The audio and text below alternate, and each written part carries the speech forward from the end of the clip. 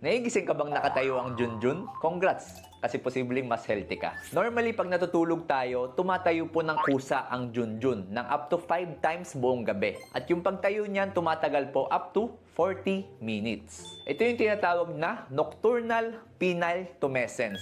Normal na proseso po ito sa ating mga kalalakihan. At kahit bata ka pa lang hanggang magkaedad ka na, tumatayo na po yan ng kusa tuwing gabi. Posibleng mas healthy ka kung kasabay mo yan gumising sa umaga. Kasi po, yung mga ugat kay Junjun, napakaliit lang yan at napakakipot. So kung nakatayo yan sa umaga, ibig sabihin maganda yung daloy ng dugo mo sa katawan. Actually, posible pong warning sign ng stroke at heart attack kung hindi na yan tumatayo ng kusa.